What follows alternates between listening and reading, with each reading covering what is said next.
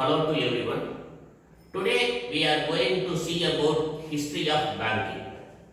Most of our friends they saw the classes of banking which has been uploaded in our YouTube channel and they suggested me about we need more class about banking. Particularly most of our friends asked about what's the history of banking. From when onwards the banking has been started in India.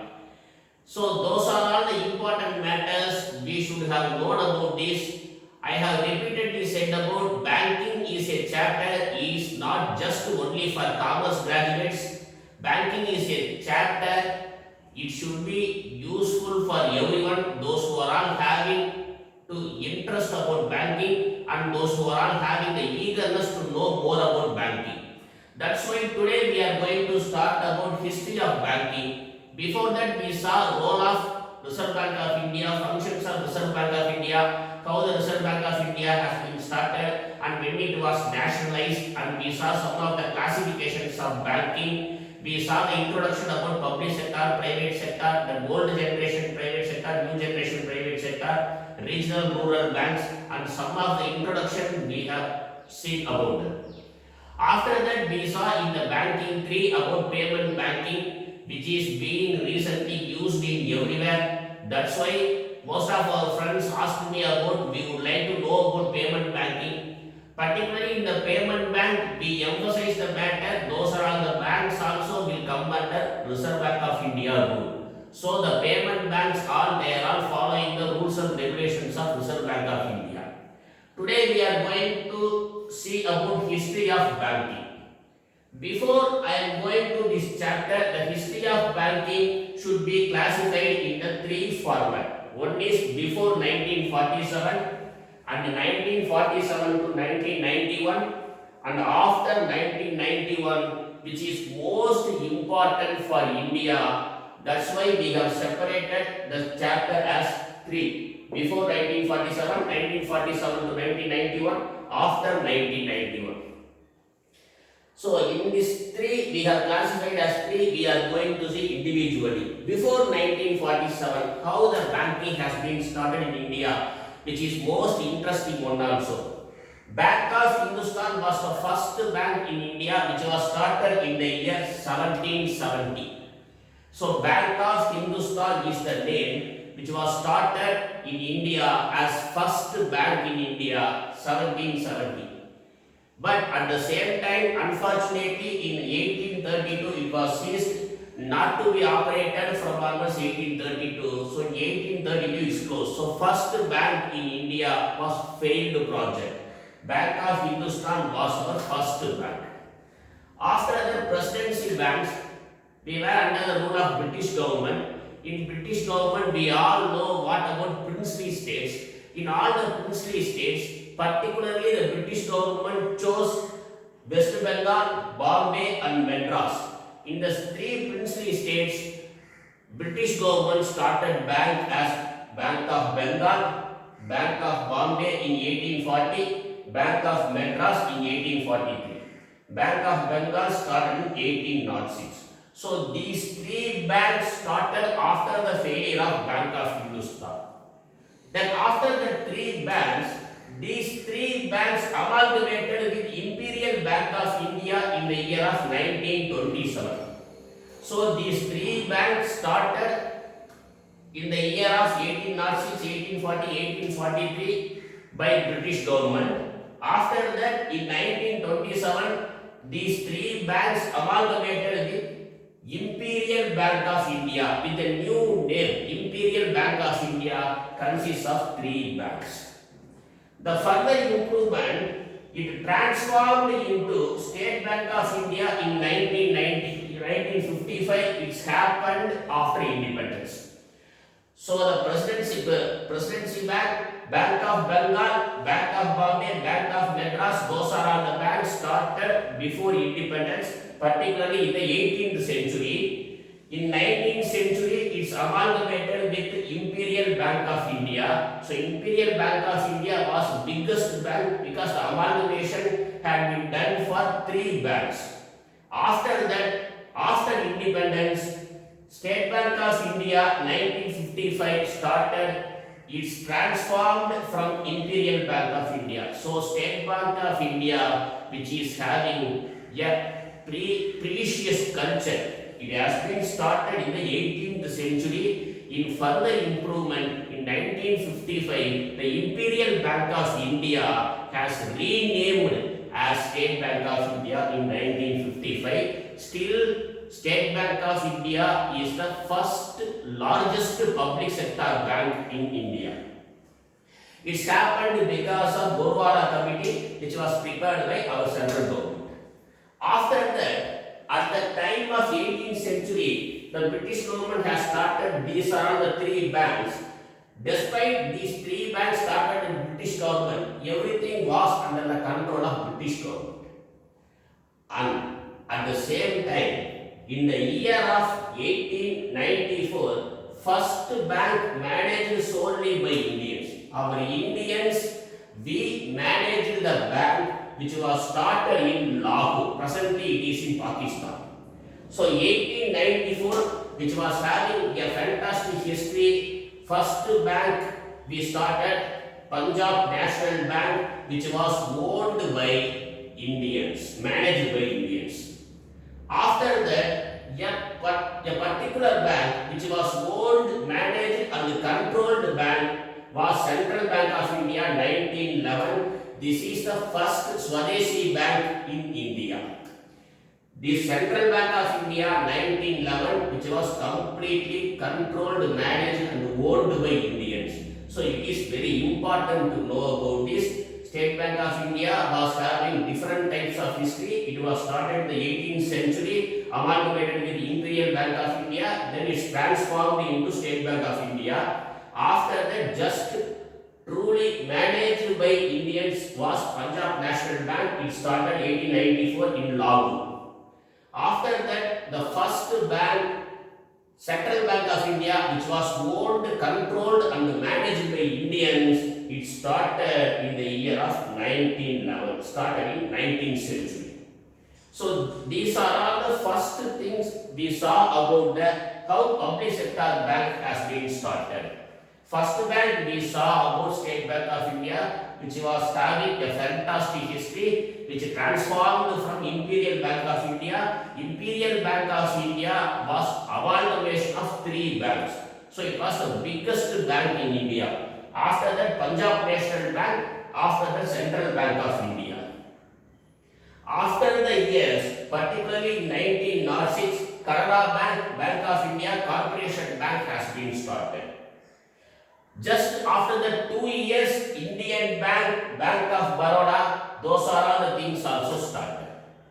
So these are all the important things if we want to know about when the public sector bank has been started. These are all the very important things.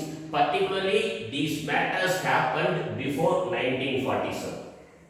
And at the same time, the banking needs a statutory body to control everything. Despite central government of India is part of the banking, for more safety, to give more assurance to depositors, our government needs a statutory body that should be passed in Parliament. That's why the Reserve Bank of India emerged here. In the year of 1935, recommended by Hilton Young Commission, Reserve Bank of India emerged in India. Despite it has been started from 1935, the Reserve Bank of India was nationalized only in the year of 1949, after independence. We came to after independence. So first nationalized bank was Reserve Bank of India. Before that, it was a bank, it controlled all banks. Despite it controlled all banks, Reserve Bank of India was controlled just by government. In 1949, we gave a separate authorization for Reserve Bank of India. So Reserve Bank of India became a statutory body in India in the year 1949. The fantastic history everybody should have known about the nationalization of banks. It was happened at the time of while Indira Gandhi was Prime Minister of India.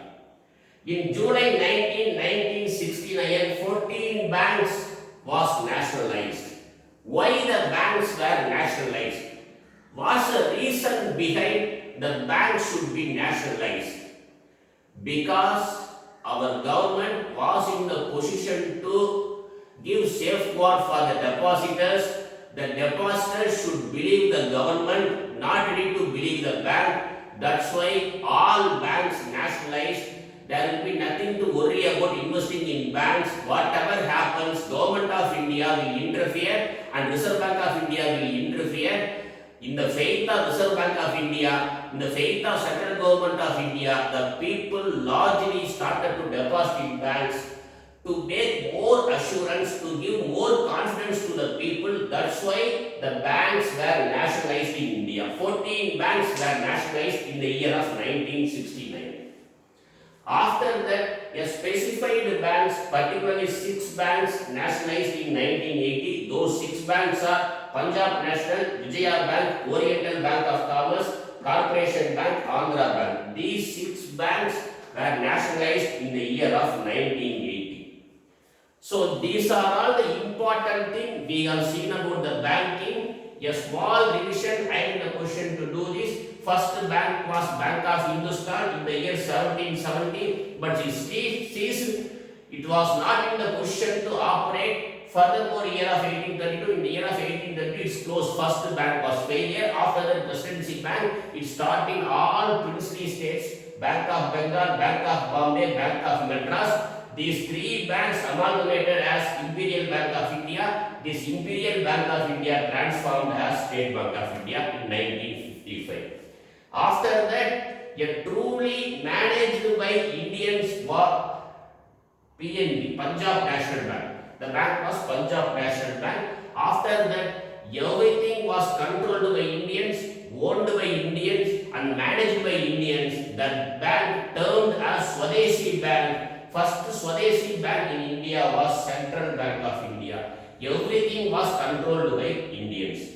In further years, Canara Bank, Corporation Bank, Bank of Baroda, those are all the banks were started. And we saw the nationalization of RBI. RBI nationalized in the year of 1949, and we saw the some other nationalized banks here.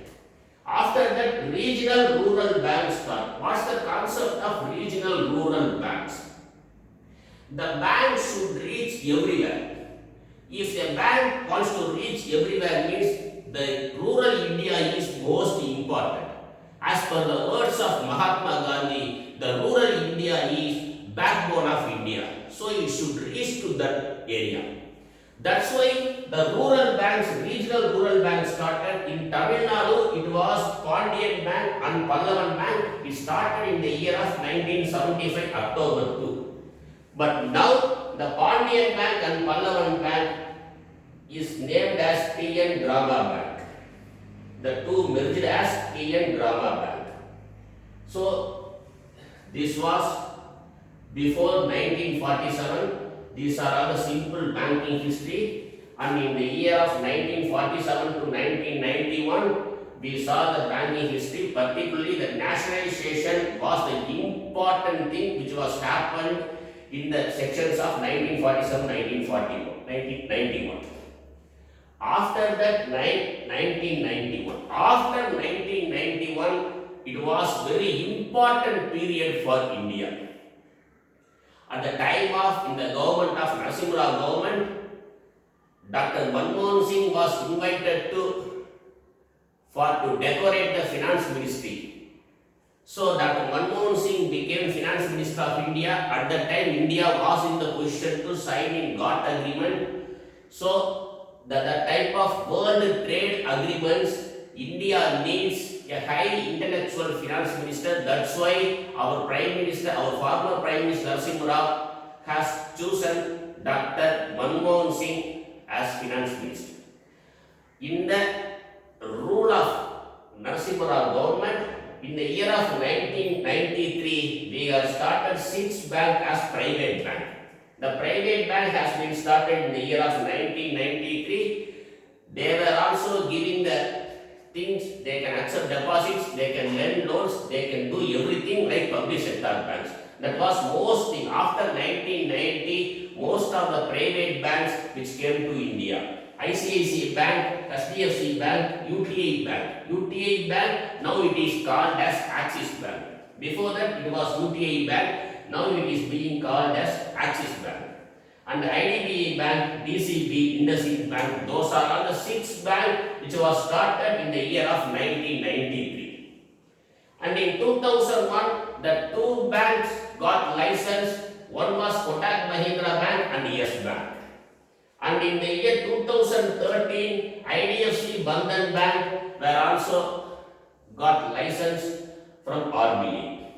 After that, banking industry is in the position to enter in next level, that is small finance bank and payment banks. We have seen a separate class about payment banks, and we are going to see a separate class for small finance bank also.